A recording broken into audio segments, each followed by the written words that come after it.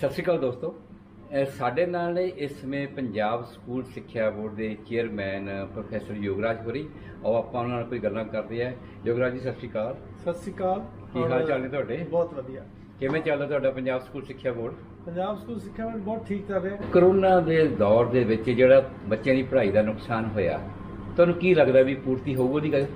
ਮੈਨੂੰ ਲੱਗਦਾ ਕਿ ਬਹੁਤ ਮਹੱਤਵਪੂਰਨ ਸਵਾਲ ਆ ਤੁਹਾਡਾ। ਇਕੱਲਾ ਪੜ੍ਹਾਈ ਦੇ ਮਾਮਲੇ 'ਚ ਜੀਵਨ ਦੇ ਬਹੁਤ ਮਾਮਲਿਆਂ ਦੇ ਵਿੱਚ ਜਿਹੜੇ ਕਰੋਨਾ ਨੇ ਸੰਸਾਰ ਨੂੰ ਪੂਰੇ ਨੂੰ ਪ੍ਰਭਾਵਿਤ ਕੀਤਾ ਹੈ।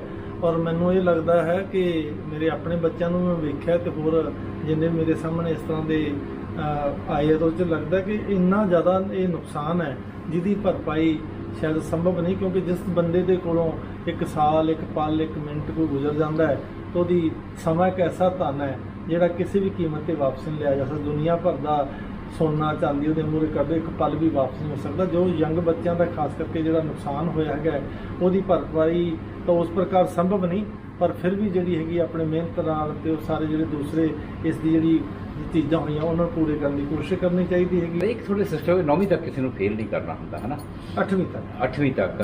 ਤੇ ਜੇ ਜਦ ਅੱਗੇ ਜਾ ਕੇ ਹੁਣ ਤਾਂ ਭਗਵੰਤ ਮਾਨ ਹੋਰਾਂ ਨੇ ਵੀ ਕਿਹਾ ਵੀ ਜਦੋਂ ਅੱਗੇ ਜਾ ਕੇ ਜਿਹੜੇ 10ਵੀਂ 'ਚ ਫੇਲ ਹੋਣਗੇ ਫਿਰ ਉਹਨਾਂ ਦਾ ਕੀ ਕਰੋਗੇ? ਕਿ ਜਿਹੜਾ ਰਾਈਟ ਟੂ ਜਿਹੜਾ ਐਜੂਕੇਸ਼ਨ ਉਹਦੇ ਤਹਿਤ ਇਹ ਹੈ ਕਿ ਬੱਚੇ ਨੂੰ ਜਿਹੜਾ 5ਵੀਂ ਵਾਲਾ ਬੱਚਾ ਜਾਂ 8ਵੀਂ ਵਾਲਾ ਬੱਚਾ ਹੈ ਉਸ ਨੂੰ ਤੁਸੀਂ ਪੇਪਰ ਮਤਲਬ ਦਿੰਦਾ, ਉਹਦੇ ਪੇਪਰ ਉਸ ਤਰ੍ਹਾਂ ਦੇ ਨੰਬਰ ਨਹੀਂ ਆਉਂਦੇ ਤੇ 2 ਮਹੀਨਿਆਂ ਬਾਅਦ ਇਸ ਨੂੰ ਅਸੀਂ ਇੱਕ ਹੋਰ ਮੌਕਾ ਦਿੰਦੇ ਹਾਂ ਕਿ ਉਹ ਆਪਣੇ ਆਪ ਨੂੰ ਉਸ 'ਚ ਸੁਧਾਰ ਕਰ ਲੇ। ਜੇ ਕੋਈ ਬੱਚਾ ਵੀ ਉਸ ਦੇ ਵਿੱਚੋਂ ਰਹਿ ਜਾਂਦਾ ਉਸ ਨੂੰ ਫੇਲ ਸ਼ਬਦ ਨਹੀਂ ਵਰਤੇ, ਅਸੀਂ ਉਹਨੂੰ ਡਿਟੇਨ ਕਰਨਾ ਕਹਿੰਦੇ ਹਾਂ ਤੇ ਉਸ ਨੂੰ ਉਸ ਕਲਾਸ ਦੇ ਵਿੱਚ ਮੁੜ ਦਰਾਇਆ ਜਾਂਦਾ ਹੈ।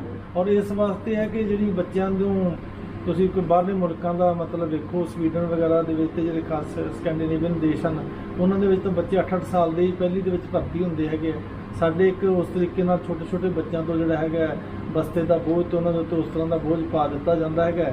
ਔਰ ਚੀਨ ਤੇ ਭਾਰਤ ਸ਼ਾਇਦ 2 ਹੀ ਦੇਸ਼ ਐਸੇ ਜਿੱਥੇ ਇਸ ਤਰ੍ਹਾਂ ਦੀ ਪੜ੍ਹਾਈ ਲਿਖਾਈ ਤੇ ਇਸ ਤਰ੍ਹਾਂ ਦਾ ਕੀਤਾ ਜਾਂਦਾ। ਉਹਦੇ ਆਪਣੇ ਫਾਇਦੇ ਨੁਕਸਾਨ ਹੋ ਸਕਦੇ ਹੈ, ਪਰ ਜਿਹੜਾ ਹੈ ਬੱਚਿਆਂ 'ਤੇ ਇਸ ਤਰ੍ਹਾਂ ਦਾ ਕੋਈ ਸਟਿਗਮਾ ਲਾਉਣਾ ਕਿ ਉਹ ਜਿਹੜੇ ਉਹ ਰਹਿ ਗਏ ਹੈ, ਕਿਉਂਕਿ ਜੇ ਪੜ੍ਹਾਈ 8ਵੀਂ ਤੱਕ ਮਤਲਬ ਸਾਰੇ, ਕਿਉਂਕਿ ਇੱਕ ਲੜੀ ਜੁੜੀ ਹੋਈ ਹੈ ਨਾ ਕਿ ਇੱਕ 8ਵੀਂ ਤੱਕ ਉਹਦੀ ਮੁਕਤੀ ਨਹੀਂ ਹੋ ਜਾਂਦੀ, 10ਵੀਂ 'ਚ ਗੱਲ ਮੁੱਕ ਨਹੀਂ ਜਾਂਦੀ ਗੀ। ਗੱਲ ਤਾਂ ਸਾਰੀ ਕੰਟੀਨਿਊਟੀ ਦੇ ਵਿੱਚ ਹੈ। ਜੇ ਛੋਟੇ ਹੇਠਾਂ ਤੋਂ ਪੜ੍ਹਾਈ ਠੀਕ ਚੱਲ ਰਹੀ ਹੈ ਔਰ ਸਾਰੇ ਬੱਚੇ ਠੀਕ ਜਿਹੜੇ ਆਪਣੇ ਲੈਵਲ ਦਾ ਗਿਆਨ ਉਸ ਲੈਵਲ ਤੇ ਹਾਸਲ ਕਰ ਰਹੇ ਆ, ਆਪਣੇ ਸਾਰਾ ਪੜ੍ਹ ਰਹੇ, ਤਾਂ ਲਾਜ਼ਮੀ ਤੌਰ ਤੇ 10ਵੀਂ ਦੇ ਵਿੱਚ ਤੇ 12ਵੀਂ 'ਚ ਬਿਹਤਰ। ਇੱਕ ਸਵਾਲ ਮੇਰਾ ਪਿੱਛੇ ਜਿਹੇ ਜਿਹੜੇ ਸਮਾਰਟ ਸਕੂਲ ਦੀ ਬੜੀ ਚਰਚਾ ਰਹੀ, ਤੁਹਾਨੂੰ ਇਹ ਨਹੀਂ ਲੱਗਦਾ ਹੈਗਾ ਵੀ ਜਿਹੜੇ ਸਮਾਰਟ ਸਕੂਲ ਸੀ, ਸਮਾਰਟ ਸਕੂਲ ਨੂੰ ਸਮਾਰਟ ਬਣਾਉਣ ਦੇ ਚੱਕਰ ਦੇ ਵਿੱਚ ਪੜ੍ਹਾਈ ਦੇ ਮਾਮਲੇ 'ਚ ਕਿਤੇ ਬਹੁਤ ਪਿੱਛੇ ਰਹਿ ਗਏ? ਮੈਨੂੰ ਇਹ ਕਿਉਂਕਿ ਜਿਹੜਾ ਇਹ ਮਾਮਲਾ, ਇੱਕ ਤਾਂ ਮੈਂ ਤੁਹਾਨੂੰ ਇਸ ਤੋਂ ਪਹਿਲਾਂ ਕਿ ਪੰਜਾਬ ਜਿੱਥੇ ਜਿਸ ਲੈਵਲ ਤੇ ਮੈਂ ਬੋਲ ਰਿਹਾ ਉਸ ਦੇ ਵਿੱਚ ਹੈ ਕਿ ਸਾਨੂੰ ਪੂਰਾ ਐਜੂਕੇਸ਼ਨ ਸਿਸਟਮ ਦੂਸਰਾ ਤੇ ਪੰਜਾਬ ਸਕੂਲ ਸਿੱਖਿਆ ਬੋਰਡ ਨੂੰ ਅਲੱਗ ਕਰਕੇ ਵੇਖਣਾ ਪਏਗਾ। ਪੰਜਾਬ ਸਕੂਲ ਸਿੱਖਿਆ ਬੋਰਡ ਇੱਕ ਪ੍ਰੀਖਿਆ ਕਨਵੀਨ ਕਰਾਉਣ ਵਾਲੀ ਔਰ ਉਹਨਾਂ ਦਾ ਜਿਹੜਾ ਰਿਜ਼ਲਟ ਕੱਢ ਕੇ ਬੱਚਿਆਂ ਨੂੰ ਸਰਟੀਫਿਕੇਟ ਦੇਣ ਤੱਕ ਵਾਲੀ ਨਹੀਂ, ਜਿਹੜਾ ਮੇਰਾ ਸਵਾਲ ਹੈ ਨਾ, ਮੈਂ ਤੁਹਾਨੂੰ ਐਜੂਕੇਸ਼ਨਿਸਟ ਦੇ ਤੌਰ ਤੇ ਦੇਖਦਾ ਨਾ ਕਿ ਇਕੱਲੇ ਚੇਅਰਮੈਨ ਦੇ ਤੌਰ ਤੇ ਦੇਖਦਾ।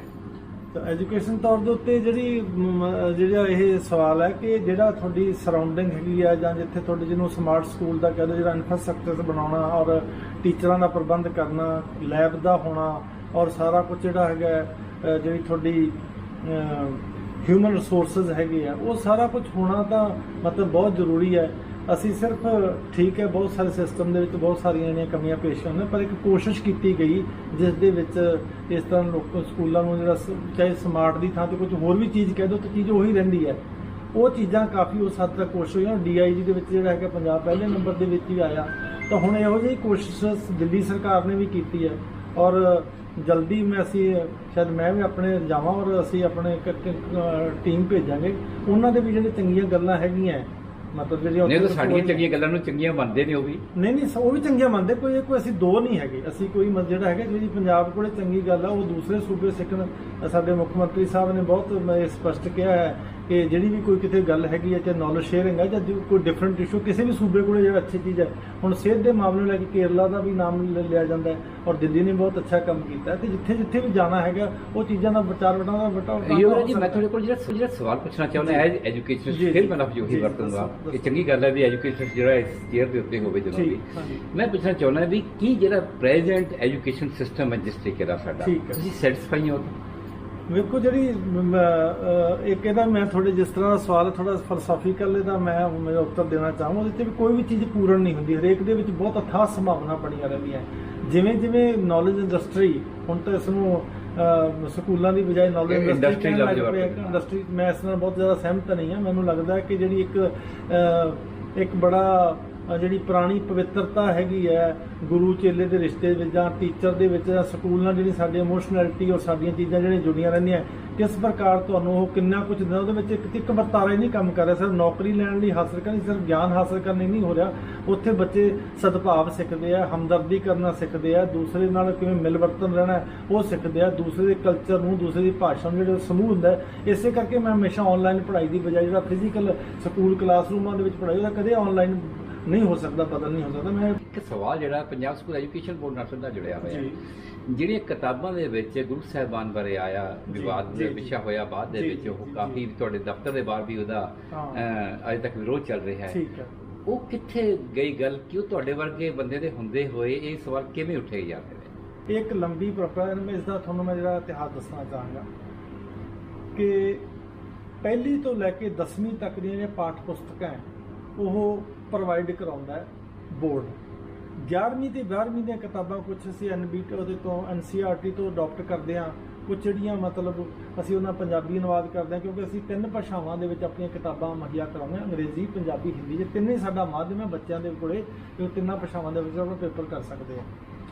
ਇਸ ਦਾ ਜਿਹੜਾ ਤੁਹਾਡਾ ਹੈਗਾ, ਇਸ ਲਈ ਸਾਨੂੰ ਥੋੜਾ ਪਿੱਛੇ ਪਰਤਣਾ ਪਏਗਾ ਕਿ ਇਹ ਗਾਈਡਨੁਮਾ ਮਤਲਬ ਉਸ ਤਰ੍ਹਾਂ ਦੀਆਂ ਕੋਈ ਕਿਤਾਬਾਂ ਨਹੀਂ, ਗਾਈਡਨੁਮਾ ਕੁੰਜੀਨੁਮਾ ਜਿਹੜੀਆਂ ਕਿਤਾਬਾਂ ਸੀ, ਜਿਹੜੀਆਂ ਮੈਂ ਤੁਹਾਡੇ ਕੈਮਰਾ ਸਾਹਮਣੇ ਔਨ ਕੈਮਰਾ ਦੇ ਜਿਹੜੇ ਹੈਗੇ ਆ ਦਰਸ਼ਕ ਵੇਖ ਰਹੇ ਉਹਨਾਂ ਨੂੰ ਦੱਸਣਾ ਚਾਹਾਂਗਾ ਕਿ ਇਹ ਕੋਈ ਠੀਕ ਨੀਤੀ ਨਹੀਂ ਰਹੀ ਬੋਰਡ ਦੀ। ਇਹ ਕਦੇ ਵੀ ਅਪਣਾਈ ਨਹੀਂ ਜਾਣੀ ਚਾਹੀਦੀ ਸੀ ਕਿ ਕੁਝ ਬੰਦੇ ਇੱਥੇ ਆਉਂਦੇ ਸੀ ਪ੍ਰਕਾਸ਼ਕ, ਉਹ ਆਪਣੀਆਂ ਕਿਤਾਬਾਂ ਇੱਥੇ ਮਤਲਬ ਦਿੰਦੇ, ਗਾਈਡਾਂ ਦਿੰਦੇ ਸੀ ਔਰ ਉਹਦੀ ਇੱਕ ਕਮੇਟੀ ਬਣਾ ਕੇ ਔਰ ਉਸ ਨੂੰ ਕੀ ਪਹਿਲਾਂ ਰਿਵਿਊ ਕਰ ਦਿੱਤਾ ਜਾਂਦਾ, ਰਿਵਿਊ ਕਰਕੇ ਕਿ ਬੱਚਿਆਂ ਨੂੰ ਭੇਜ ਦਿੱਤੀ ਜਾਂਦੀ, ਫਿਰ ਉਹਦਾ ਵਾਰ-ਵਾਰ ਰਿਨਿਊ 2 ਸਾਲਾਂ ਲਈ ਮਤਲਬ 2 ਸਾਲਾਂ ਦਾ ਰਿਨਿਊ ਹੁੰਦਾ ਰਹਿੰਦਾ। ਇਹ ਬਾਰ-ਬਾਰ ਪ੍ਰਕਿਰਿਆ ਚੱਲਦੀ ਰਹੀ, ਜਿਹੜੀ ਮੈਨੂੰ ਲੱਗਦਾ ਸੀ ਕਿ ਬਿਲਕੁਲ ਠੀਕ ਨਹੀਂ ਹੋਈ। ਕਿਉਂਕਿ ਜਦੋਂ ਵੀ ਕੋਈ ਕਿਸੇ ਅਸੀਂ ਜਿਹੜੀ ਕਿਤਾਬ ਬੱਚਿਆਂ ਨੇ ਪੜ੍ਹਨੀ ਹੈਗੀ ਹੈ, ਉਹ ਸਾਡੇ ਜਿਹੜੇ ਵੱਡੇ ਵਿਦਵਾਨ ਹੈ ਔਰ ਜਿਹੜੇ ਇਸ ਗੱਲ ਨੂੰ ਜਾਣਦੇ ਹੈ, ਔਰ ਖਾਸ ਕਰਕੇ ਜੇ ਪੰਜਾਬ ਦੇ ਬੱਚਿਆਂ ਨੇ ਕਿਤਾਬ ਦੇ ਪੰਜਾਬ ਦੀ ਹਿਸਟਰੀ ਬਾਰੇ, ਇਥੋਸ ਬਾਰੇ, ਉਹਦੇ ਕਲਚਰ ਬਾਰੇ, ਉਹਦੀਆਂ ਪਰੰਪਰਾਵਾਂ ਬਾਰੇ ਜਾਣਦੇ ਤਾਂ ਸਹੀ ਤਰੀਕੇ ਨਾਲ ਕਿਤਾਬ ਲਿਖ ਕੇ ਦਿੰਦੇ ਪੂਰੀ ਤੱਥਾਂ ਦੇ ਹਿਸਾਬ ਦੇ। ਕਿਉਂਕਿ ਫੈਕਟ ਜਿਹੜਾ ਹੈਗਾ ਹਿਸਟਰੀ ਰਾਈਟਿੰਗ ਦੇ ਵਿੱਚ, ਹਿਸਟੋਗ੍ਰਾਫੀ ਦੀ ਸਭ ਤੋਂ ਮਹੱਤਵਪੂਰਨ ਚੀਜ਼ ਹੈ ਫੈਕਟ, ਤੱਥ। ਕਿਸੇ ਨੂੰ ਪਸੰਦ ਹੋਵੇ ਜਾਂ ਨਾ ਪਸੰਦ ਹੋਵੇ, ਉਹ ਤੱਥ ਜਿਹੜਾ ਲਿਖਿਆ ਜਾਂਦਾ ਹੈ। ਪਰ ਕਿਉਂਕਿ ਇਹ ਕੁੰਜੀਨੁਮਾ ਇਸ ਤਰੀਕੇ ਦੀਆਂ ਇਸ ਤਰ੍ਹਾਂ ਗੈਰ ਜ਼ਿੰਮੇਵਾਰਾਂ ਤਰੀਕੇ ਨਾਲ ਲਿਖੀਆਂ ਜਾਂਦੀਆਂ ਸੀ, ਉਹ ਪਾਸ ਹੁੰਦੀਆਂ ਰਹੀਆਂ। 14 ਜੁਲਾਈ 2017 ਦੇ ਵਿੱਚ ਉਸ ਵੇਲੇ ਦੇ ਤਤਕਾਲੀਨ ਚੇਅਰਮੈਨ ਮਿਸਟਰ ਕ੍ਰਿਸ਼ਨ ਕੁਮਾਰ ਸਨ, ਉਹਨਾਂ ਸਾਹਮਣੇ ਜਦੋਂ ਇਹ ਮਾਮਲਾ ਆਇਆ ਤੇ ਇਸ ਤੋਂ ਪਹਿਲਾਂ ਹੀ ਆਇਆ ਸੀ ਫਰਵਰੀ ਵਿੱਚ, ਉਹਨਾਂ ਨੇ ਕਿਹਾ ਕਿ ਇਸ ਦੇ ਉੱਤੇ ਪਾਬੰਦੀ ਲਾ ਦਿੱਤੀ ਜਾਂਦੀ ਹੈ ਔਰ ਅਸੀਂ ਛਾਪਦੇ ਨਹੀਂ, ਸਿਰਫ ਅਪਰੂਵ ਕਰਦਾ ਸੀਗਾ। ਅਪਰੂਵਲ ਦਾ ਸਰਟੀਫਿਕੇਟ ਜਿਹੜਾ ਬੋਰਡ ਦਿਆ ਕਰਦਾ ਸੀ। ਉਹਨਾਂ ਨੇ ਕਿਹਾ ਕਿ ਪ੍ਰਕਿਰਿਆ ਬੰਦ ਹੋਣੀ ਚਾਹੀਦੀ ਹੈ ਔਰ ਜਿਹੜੀ ਜੁਲਾਈ ਦੇ ਵਿੱਚ ਇੱਕ ਮੀਟਿੰਗ, ਬੋਰਡ ਦੀ ਮੀਟਿੰਗ ਹੁੰਦੀ, ਉਹਦੇ ਵਿੱਚ ਇਹ ਮਾਮਲਾ ਲੈ ਕੇ ਜਾਂਦੇ, ਉੱਥੇ ਇਹਦੇ ਪੱਕੇ ਤੌਰ ਤੇ ਪਾਬੰਦੀ ਲੱਗ ਜਾਂਦੀ ਹੈ ਕਿ ਬੋਰਡ ਅੱਜ ਤੋਂ ਬਾਅਦ ਇਕੱਲੀ ਹਿਸਟਰੀ ਨਹੀਂ, ਕਿਸੇ ਵੀ ਸਬਜੈਕਟ ਦੀ ਕਿਤਾਬ ਜਿਹੜੀ ਗਾਈਡਨੁਮਾ ਹੈ, ਗਾਈਡਾਂ ਹੈਗੀਆਂ, ਅਸੀਂ ਅਪਰੂਵਲ ਨਹੀਂ ਕਰਾਂਗੇ, ਅਸੀਂ ਆਪਣੀ ਕਿਤਾਬਾਂ ਬਣਾਵਾਂਗੇ। ਬਿਲਕੁਲ। ਔਰ ਉਹਦੇ ਲਈ ਸਾਰੀ ਪ੍ਰਕਿਰਿਆ ਚੱਲ ਪਈ ਔਰ ਉਹਦੇ ਵਿੱਚ ਕੋਈ ਚੀਜ਼ਾਂ ਹੋਰ ਵੀ ਕਿਤਾਬ ਬਣੀ, ਉਹ ਗਲਤਫਹਿਮੀ ਕਾਰਨ 2017 ਦੇ ਵਿੱਚ, ਕਿਉਂਕਿ ਪਹਿਲਾਂ ਪੜ੍ਹਿਆ ਜਾਂਦਾ ਸੀ ਪੰਜਾਬ ਦਾ ਇਤਿਹਾਸ 12ਵੀਂ ਜਮਾਤ ਦੇ ਵਿੱਚ, ਭਾਰਤ ਦਾ ਇਤਿਹਾਸ 11ਵੀਂ 'ਚ ਪੜ੍ਹਿਆ ਜਾਂਦਾ ਸੀ। ਉਹ ਕੁਦਰਤੀ ਇਸ ਗੱਲ ਕਰਕੇ ਬਦਲਤਾ ਕਿ 12ਵੀਂ ਦੇ ਵਿੱਚ ਕਿਉਂਕਿ ਪੈਨ ਇੰਡੀਆ ਬੱਚੇ ਜਾਂਦੇ ਤਾਂ ਉਹਨਾਂ ਨੂੰ ਯਾਦ ਰਹੇ ਤੇ ਅਸੀਂ ਭਾਰਤ ਦਾ ਇਤਿਹਾਸ 12ਵੀਂ ਦੇ ਵਿੱਚ ਕਰ ਦਿੰਦੇ ਹਾਂ। ਔਰ ਉਹ ਕਿਤਾਬ ਪਹਿਲਾਂ ਵੈਬਸਾਈਟ ਤੇ ਪਾ ਦਿੱਤੀ ਗਈ ਤੇ ਬਹੁਤ ਰੌਲਾ ਪੈ ਗਿਆ ਕਿ ਪੰਜਾਬ ਦਾ ਇਤਿਹਾਸ ਤਾਂ ਗਾਇਬ ਕਰ ਦਿੱਤਾ ਗਿਆ, ਹਾਲਾਂਕਿ ਉਹ 11ਵੀਂ ਦੀ ਕਿਤਾਬ 'ਚ ਆਉਣਾ ਸੀ ਪੰਜਾਬ ਦਾ ਇਤਿਹਾਸ। ਚਲੋ ਉਸ ਗੱਲ ਨੂੰ ਪੰਜਾਬ ਸਰਕਾਰ ਨੇ ਉਸ ਵੇਲੇ ਦੇ 2017 ਦੇ ਵਿੱਚ ਉਸ ਨੂੰ ਰੌਲਾ ਪਿਆ ਤਾਂ ਉਹਨੂੰ ਵਾਪਸ ਲੈ ਲਿਆ ਗਿਆ। ਉਸ ਤੋਂ ਬਾਅਦ ਇੱਕ ਓਵਰਸਾਈਟ ਕਮੇਟੀ ਬਣਾਈ ਗਈ ਡਾਕਟਰ ਕਿਰਪਾਲ ਸਿੰਘ ਜੀ ਦੀ ਅਗਵਾਈ 'ਚ। ਬਦਕਿਸਮਤੀ ਉਹਨਾਂ ਦੇ ਵਿਚਾਲੇ ਜਿਹੜੇ ਡੈਥ ਹੋ ਗਈ। ਬਹੁਤ ਮਹਾਨ ਸਾਡੇ ਵਿਦਵਾਨ ਸਨ। ਉਸ ਤੋਂ ਬਾਅਦ ਮਿਸਟਰ ਜੈਸੇ ਗਰੇਵਾਲ, ਉਹ ਵੀ ਉਸੇ ਪਾਏ ਦੇ ਵਿਦਵਾਨ ਹਨ। ਮਿਸਟਰ ਡਾਕਟਰ ਇੰਦੂ ਬੰਗ ਹੈ ਔਰ ਡਾਕਟਰ ਪ੍ਰਿਥੀਪਾਲ ਸਿੰਘ ਕਪੂਰ ਜੀ, ਉਹ ਵੀ ਉਹਦੇ ਮੈਂਬਰ ਹੈ। ਉਸ ਤੋਂ ਬਾਅਦ ਮਿਸਟਰ ਧੰਜੂ ਟਿੱਕ ਉਹ ਮੈਂਬਰ ਹੋ ਲਏ ਹੈ। ਉਹ ਜਿਹੜੀ ਕਮੇਟੀ, ਓਵਰਸਾਈਟ ਕਮੇਟੀ ਨੇ, ਕੈਬਨਿਟ ਨੇ ਫੈਸਲਾ ਕੀਤਾ ਕਿ ਇਹ ਆਪਣਾ ਸਾਡੀਆਂ ਜਿਹੜੀਆਂ ਪੰਜਾਬ ਦੀਆਂ ਪਰੰਪਰਾਵਾਂ ਹਨ, ਸਿੱਖ ਪਰੰਪਰਾਵਾਂ ਹਨ, ਸਾਡਾ ਜਿਹੜਾ ਪੂਰਾ ਜਿਹੜਾ ਆਪਣਾ ਇਤਿਹਾਸ ਹੈ, ਉਹਦੇ ਮੁਤਾਬਕ ਇੱਕ ਕਿਤਾਬ ਤਿਆਰ ਕਰਨ ਹਿਸਟਰੀ ਦੀ, ਜਿਸ ਨੂੰ ਕੈਬਨਿਟ ਪਾਸ ਕੀਤੀ। ਉਹਨੂੰ ਓਵਰਸਾਈਟ ਕਮੇਟੀ ਕਹਿੰਦੇ ਸੀ। ਉਹਦੇ ਵਿੱਚ SGPC ਦੇ ਨੁਮਾਇੰਦੇ ਪਾਏ ਸੀ, ਪਰ ਬਦਕਿਸਮਤੀ ਨਾਲ ਉਹ ਵਿਚਾਲੋਂ ਛੱਡ ਕੇ ਚਲੇ ਗਏ ਔਰ ਅਸੀਂ ਵਾਰ-ਵਾਰ ਚਿੱਠੀਆਂ ਵੀ ਪਾਈਆਂ ਕਿ ਉਹ ਇਸ ਵਿੱਚ ਸ਼ਾਮਲ ਹੋਣ ਔਰ ਆਪਣੇ ਜਿਹੜੇ ਵੱਡਮੁੱਲੇ ਵਿਚਾਰ ਹੈ ਦੇਣ, ਤਾਂ ਜੋ ਇੱਕ ਐਮੀਕੇਬਲੀ ਇੱਕ ਜਿਹੜਾ ਹੈਗਾ ਉਸ ਤਰ੍ਹਾਂ ਦਾ ਉਹ ਗੱਲ ਹੋ ਕੇ ਅਸੀਂ ਬੱਚਿਆਂ ਨੂੰ ਕਿਤਾਬਾਂ ਪੜ੍ਹਨੀ ਦੇਈਏ। ਉਹਦਾ ਹੁਣ ਖਰੜਾ ਤਿਆਰ ਹੋ ਗਿਆ। ਉਹ ਖਰੜਾ ਸਰਕਾਰ ਨੂੰ ਅਸੀਂ ਭੇਜ ਦਿੱਤਾ ਹੈ ਔਰ ਉਹਦੇ ਵਿੱਚ ਸਰਕਾਰ ਕੈਬਨਿਟ ਕਮੇਟੀ ਉਹਦੇ ਵਿੱਚ ਆਪਣੇ ਤਰੀਕੇ ਨਾਲ ਉਹਨੂੰ ਪੜਤਾਲ ਕਰਕੇ ਜੋ ਵੀ ਵੇਖਣਾ ਚਾਹੇਗੀ ਸਾਨੂੰ ਪਾਸ ਕਰੇਗਾ। ਅਸੀਂ ਅਗਲੇ ਮਹੀਨਿਆਂ ਦੇ ਵਿੱਚ ਜਦੋਂ ਸਾਡੇ ਕੋਲ ਆ ਗਿਆ ਅਸੀਂ ਮਹੀਨੇ ਅਸਲ ਆਸ ਕਰੀਏ ਵੀ ਕਿ ਇਤਿਹਾਸ ਦੇ ਨਾਲ ਜਾਂ ਕੋਈ ਐਸਾ ਛੇੜਛਾੜ ਨਹੀਂ ਹੋਏਗੀ। ਬਿਲਕੁਲ ਛੇੜਛਾੜ ਨਹੀਂ ਹੋਏਗੀ। ਔਰ ਜਿਹੜੀ ਤੁਹਾਡੀ ਬਦਕਿਸਮਤੀ ਨਾਲ ਜਿਹੜੀਆਂ ਪਿਛਲੀਆਂ ਗੱਲਾਂ ਹੋਈਆਂ ਉਹਦੇ ਵਿੱਚ ਮੈਂ ਤੁਹਾਨੂੰ ਕਿਉਂਕਿ ਉਹਦੇ ਬਾਰੇ ਸਰਕਾਰ ਨੇ ਇਹਦੇ ਬਾਰੇ ਕਿਹਾ ਗਿਆ ਸੀ ਕਿ ਇੱਕ ਪਹਿਲਾਂ ਮਿਸਟਰ ਕ੍ਰਿਸ਼ਨ ਕੁਮਾਰ ਨੇ ਜੋ ਇਹਦੇ ਵਿੱਚ ਮੈਂ ਤੁਹਾਨੂੰ ਦੱਸਿਆ ਮਿਸਟਰ ਬਲਦੇਵ ਸਿੰਘ ਸਰਸਾ 18 ਦੇ ਵਿੱਚ ਆਉਂਦੇ ਆਰਟੀ ਦੇ ਮਾਧਿਅਮ ਨਾਲ ਇਹਦੇ ਬਾਰੇ ਜਾਣਕਾਰੀ ਮੰਗਦੇ ਆ। ਫਿਰ ਕਰੋਨਾ ਚਲਾ ਆ ਗਿਆ ਤਾਂ ਉਸ ਵੇਲੇ ਦੇ ਚੇਅਰਮੈਨ ਸਾਹਿਬ ਨੇ ਇਹਦੀ ਇੱਕ ਜਾਂਚ ਦੀ ਕਰਤੀ ਸੀ। ਅਸਲ 'ਚ ਮੈਂ ਸਮਝਦਾ ਸੀ ਉਦੋਂ ਇਹ ਗੱਲ ਇਹ ਹੋਣੀ ਚਾਹੀਦੀ ਕਿ ਕੋਈ ਵਿਦਵਾਨਾਂ ਦੀ ਕਮੇਟੀ ਬਣਦੀ 2-3 ਵਿਦਵਾਨਾਂ ਦੀ ਜਿਹੜੇ ਉਹਨੂੰ ਪੜ੍ਹਦੇ ਤੇ ਆਪਣੀ ਗੱਲ ਪੇਸ਼ ਕਰਦੇ ਕਿੰਨੇ ਕੁ ਗਲਤ ਹੈ ਕਿੰਨਾ ਚਲੋ ਉਹ ਨਹੀਂ ਹੋਈ। ਜਦੋਂ ਮੇਰੇ ਕੋਲ ਜਦੋਂ ਮੈਂ 20 ਦੇ ਵਿੱਚ ਅਕਤੂਬਰ ਦੇ ਵਿੱਚ ਅਗਸਤ ਦੇ ਵਿੱਚ ਜੁਆਇਨ ਕੀਤਾ ਤਾਂ ਮੈਨੂੰ ਮਿਸਟਰ ਸਰਸਾ ਮਿਲੇ ਤਾਂ ਉਹਨਾਂ ਨੇ ਆਪਣੀ ਗੱਲ ਕਹੀ। ਉਸ ਵੇਲੇ ਤੱਕ ਉਹ ਰਿਪੋਰਟ ਆਈ ਉਹਦੇ ਵਿੱਚ ਕੁਝ ਤੱਥ ਮੈਨੂੰ ਠੀਕ ਲੱਗੇ। ਮੈਂ ਰਿਮਾਂਡ ਬੈਕ ਕੀਤੀ ਮਹੀਨੇ ਬਾਅਦ ਆ ਗਈ ਔਰ ਉਹਦੇ ਵਿੱਚ ਜਿਹੜੇ ਬੰਦੇ ਕਲਪਟ ਸਾਡੇ ਆਪਣੇ ਅਧਿਕਾਰੀ 16 ਬੰਦਿਆਂ ਨੂੰ ਮੈਂ ਸ਼ੋਕਾਰ ਨੋਟਿਸ ਕੀਤਾ ਉਹਨਾਂ ਦੇ ਤੇ ਕਾਰਵਾਈ ਕਰ ਰਹੀ ਹੈ। ਉਸ ਤੋਂ ਬਾਅਦ ਉਹਦੀ ਇੱਕ ਕਿਤਾਬ ਨੂੰ ਲੈ ਕੇ ਜਾਂਚ ਹੋਈ ਸੀ ਮਿਸਟਰ ਸੋਢੀ ਦੀ ਕਿਤਾਬ ਨੂੰ ਲੈ ਕੇ 12ਵੀਂ ਦੇ ਵਿੱਚ ਪੜ੍ਹਾਈ ਜਾਂਦੀ ਸੀ। ਉਸ ਤੋਂ ਬਾਅਦ ਇਹਨਾਂ ਨੇ 3 ਕਿਤਾਬਾਂ 2 ਕਿਤਾਬ ਮਿਸਟਰ ਮਾਨ ਦੀ ਤੇ ਪਾਲ ਦੀ ਉਹ ਕਿਤਾਬਾਂ ਦੀ ਵੀ ਇਹਨਾਂ ਨੇ ਸ਼ਿਕਾਇਤ ਕੀਤੀ ਔਰ ਉਹਨਾਂ ਨੂੰ ਇਨਕਾਰਪੋਰੇਟ ਕਰਕੇ ਕਿ ਨਵੀਂ ਉਸ ਵੇਲੇ ਦੇ ਸਿੱਖਿਆ ਮੰਤਰੀ ਸਾਹਿਬ ਨੇ ਮੈਨੂੰ ਕਿਹਾ ਬੋਰਡ ਨੂੰ ਕਿਹਾ ਉਹਦੀ ਕਮੇਟੀ ਬਣਾ ਕੇ ਉਹਦੀ ਜਾਂਚ ਕਰਾਈ ਜਿਹਦੀ ਅਸੀਂ ਬਿਲਕੁਲ ਸਹੀ ਟਾਈਮ ਦੇ ਉੱਤੇ 15 ਮਾਰਚ ਨੂੰ ਉਹ ਰਿਪੋਰਟ ਸਰਕਾਰ ਨੂੰ ਭੇਜਤੀ। 800 ਪੰਨਿਆਂ ਦੀ ਜਿਹੜੀ ਸੀਗੀ ਰਿਪੋਰਟ ਸੀ ਔਰ ਉਹਦੇ ਵਿੱਚ ਪੂਰੇ ਨਕਸ਼ੇ ਪੂਰਾ ਇਤਿਹਾਸ ਲਾ ਕੇ ਸੀ ਭੇਜੇ ਜਿਸ ਦੇ ਆਧਾਰ ਤੇ ਕਾਰਵਾਈ ਹੋਈ ਹੈ।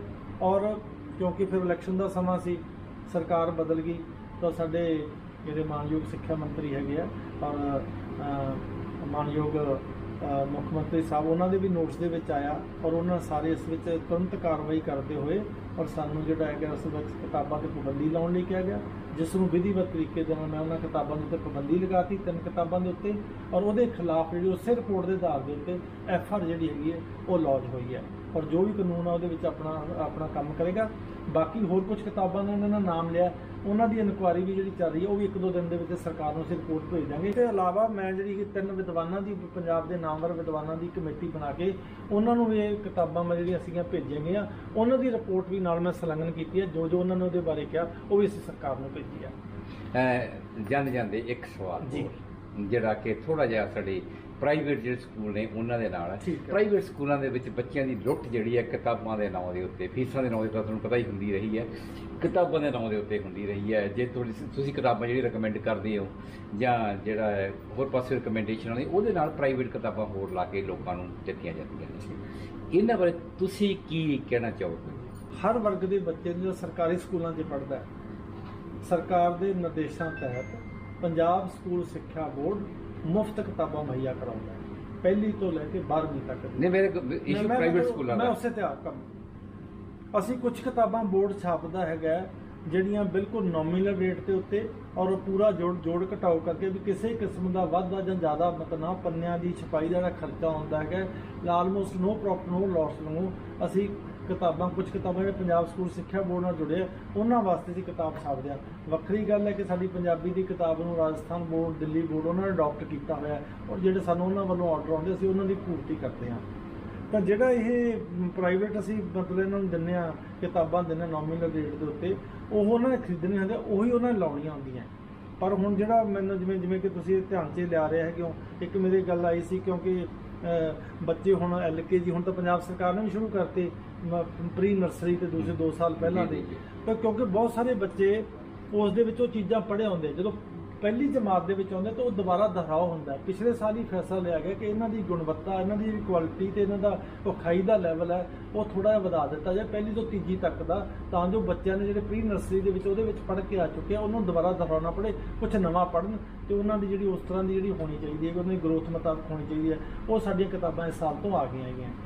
ਔਰ ਬਹੁਤ ਸਾਰੇ ਜਿਹੜੇ ਸਕੂਲ ਹੈਗੇ ਜਿਹੜੇ ਇਸ ਤਰ੍ਹਾਂ ਦੇ ਆਪਣੇ ਪ੍ਰਾਈਵੇਟ ਕਿਤਾਬਾਂ ਮਤਲਬ ਜਿਹੜੇ ਲਗਾਉਂਦੇ ਆ ਉਹ ਬਿਲਕੁਲ ਮਤਲਬ ਜਿਹੜੀ ਗਲਤ ਹੈ ਔਰ ਜਿੱਥੇ ਵੀ ਸਮੇਂ-ਸਮੇਂ ਤੇ ਕੋਈ ਜਿਹੜੀ ਸ਼ਿਕਾਇਤ ਆਏਗੀ ਉਹਨੂੰ ਮਤਲਬ ਚੈੱਕ ਕੀਤਾ ਜਾਏਗਾ ਔਰ ਉਹਨਾਂ ਦੇ ਖਿਲਾਫ ਮਤਲਬ ਜਿਹੜਾ ਹੈਗਾ ਐਕਸ਼ਨ ਜਿਹੜਾ ਹੈਗਾ ਬਣਦਾ ਉਹ ਕੀਤਾ ਜਾਏਗਾ। ਮੋਟੇ ਤੌਰ ਦੇ ਉੱਤੇ ਜਿਹੜਾ ਹੈਗਾ ਇਸ ਗੱਲ ਦੀ ਮੈਂ ਤੁਹਾਡੇ ਮਾਧਿਅਮ ਰਾਹੀਂ ਇਹ ਦੱਸਣਾ ਚਾਹਾਂਗਾ ਕਿ ਸਕੂਲਾਂ ਨੂੰ ਵੀ ਸਮਝਣਾ ਚਾਹੀਦਾ ਕਿ ਠੀਕ ਪ੍ਰਵਿਰਤੀ ਨਹੀਂ ਹੈ।